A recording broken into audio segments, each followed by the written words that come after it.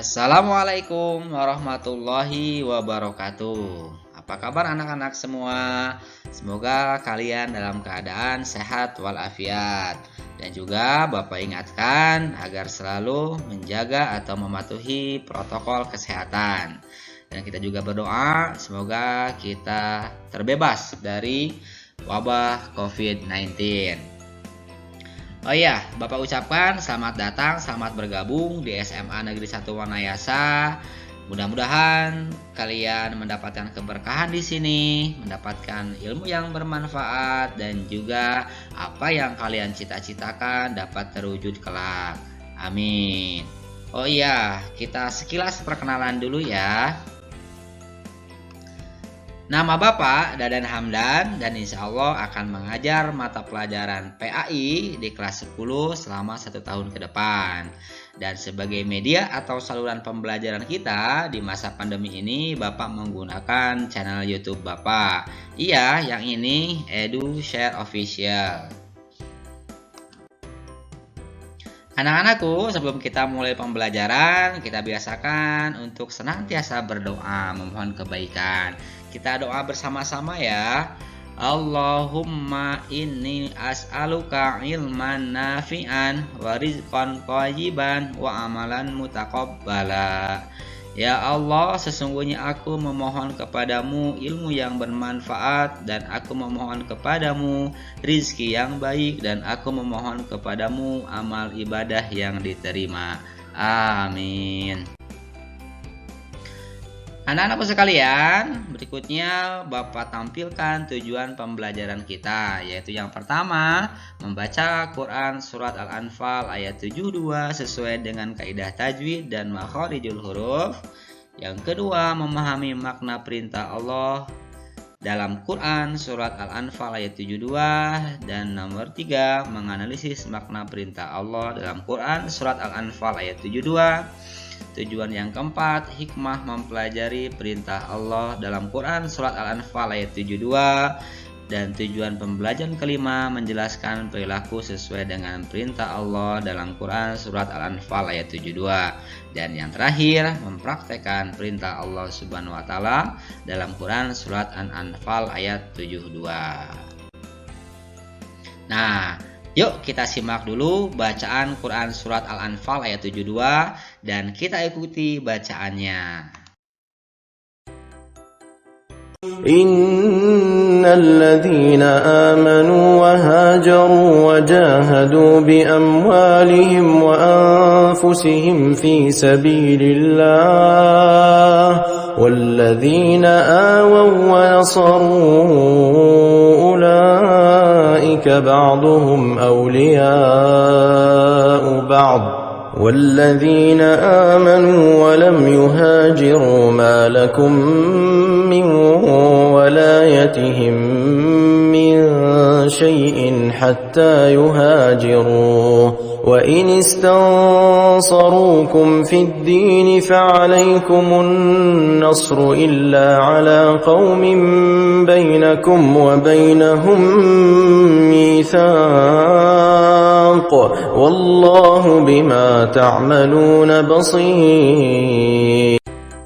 Anak-anakku sekalian, setelah tadi kita menyimak bacaan Quran Surat Al-Anfal ayat 72, kini kita memasuki hukum tajwid dalam ayat tersebut. Di dalam ayat ini kurang lebih ada 64 hukum tajwid. Dan untuk mempersingkat waktu, Bapak arahkan kalian untuk memahaminya yaitu di media poskajian.blogspot.com. Kenapa? Karena di blog ini disebutkan dan dijelaskan hukum tajwid yang ada di dalam Quran Surat Al-Anfal ayat 72 ini. Dan nanti Bapak akan meminta kalian atau memberi tugas seputar hukum tajwid ini. Jadi tolong dipelajari dan dipahami di blog poskajian.blogspot.com. Nah, berikutnya kita memasuki kontrol diri, yaitu makna atau pelajaran yang tersurat dalam Quran Surat Al-Anfal ayat 72. Kontrol diri atau mujahadatun nafs. Apa sih kontrol diri atau mujahadatun nafs? Menurut Ibnu Mandur, al-mujahadah atau kontrol diri memiliki arti yaitu menahan dari syahwat, menjauhkan hati dari angan-angan. An-nafs merupakan bahasa Arab yang memiliki makna hakikat, jiwa atau ruh. Dapat disimpulkan bahwa arti dari mujahadatun nafs adalah memerangi jiwa atau ruh yang menyeru kepada kejelekan. Sedangkan menurut Imam Ghazali, mujahadah ialah menumbangkan sifat-sifat yang menguasai jiwa dengan diganti sifat yang berlawanan dengan sifat yang pertama yang jelek, kemudian mengerjakan dengan kebalikan sifat yang telah ditumbangkan tersebut.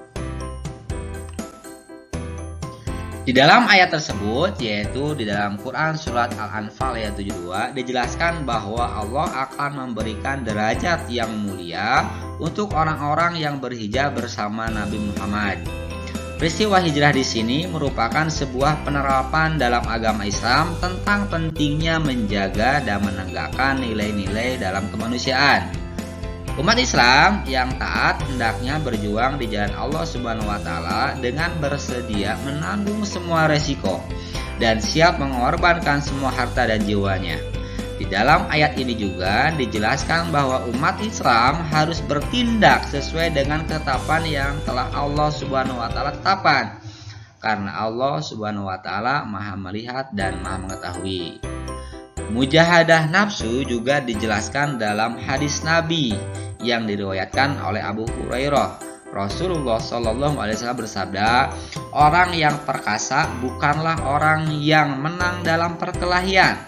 Orang yang perkasa adalah orang yang mengendalikan dirinya ketika marah. Dan juga sabda beliau dalam hadis riwayat Tirmidzi, orang yang cerdas adalah yang bisa mengendalikan hawa nafsunya dan beramal untuk amal sesudah kematiannya, atau dalam redaksi Arab al-qais man dana nafsahu wa amila ma'badah. Kemudian, apa itu hawa nafsu? Imam Ibnu Qayyim al-Jauziyah rahimahullah mengatakan, hawa nafsu adalah kecondongan jiwa kepada sesuatu yang selaras dengan keinginannya. Kemudian, macam atau sifat hawa nafsu seperti apa? Nah, kita simak penjelasannya di video singkat berikut ini. Macam-macam nafsu dalam Al-Quran. Dalam Al-Quran, Allah menyebutkan nafsu dengan 3 sifat. Yang ketiganya kembali kepada keadaan masing-masing nafsu. Pertama, nafsu mutmainnah. Itulah jiwa yang tenang karena iman, amal soleh, dan ketaatan kepada Rabb-Nya. Allah Subhanahu wa Ta'ala berfirman, yang artinya, yaitu orang-orang yang beriman dan hati mereka menjadi tentram dengan mengingat Allah. Ingatlah, hanya dengan mengingat Allah, hati menjadi tentram. Quran Surat Ar-Ra'du ayat 28. Kedua, nafsu lawwamah.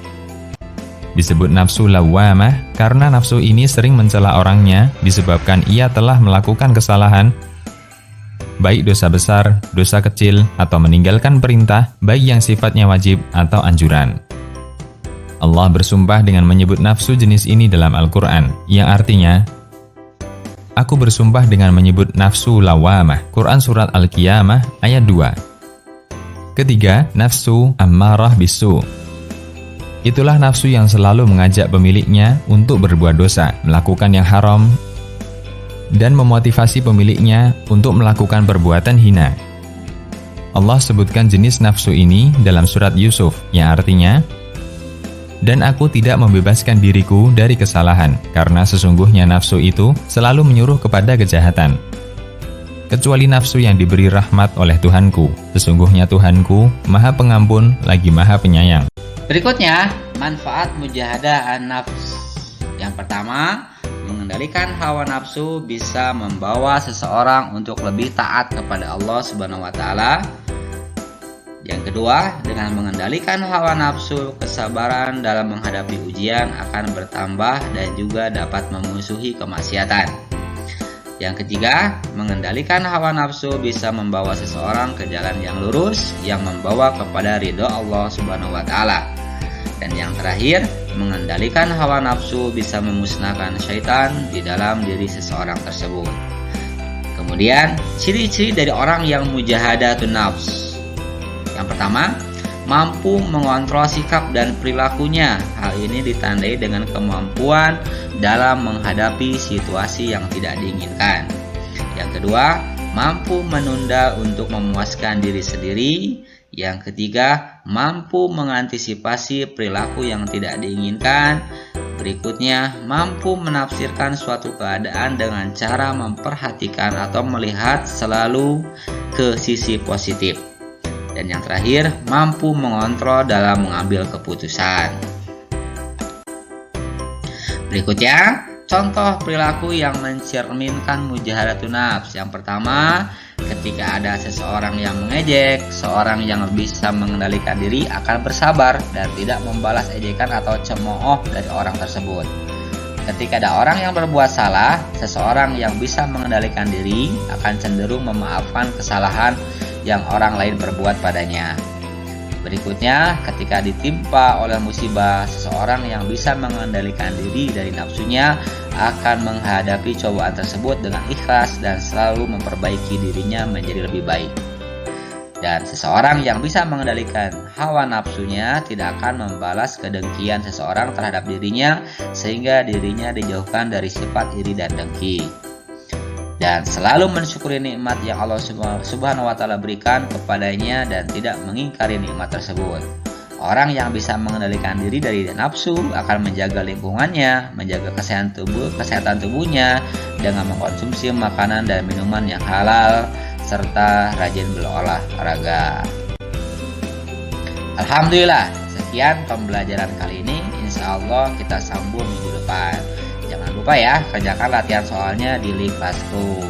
Kita tutup pertemuan kita. Subhanaka Allahumma wa bihamdika asyhadu an la ilaha illa anta astaghfiruka wa atubu ilaik.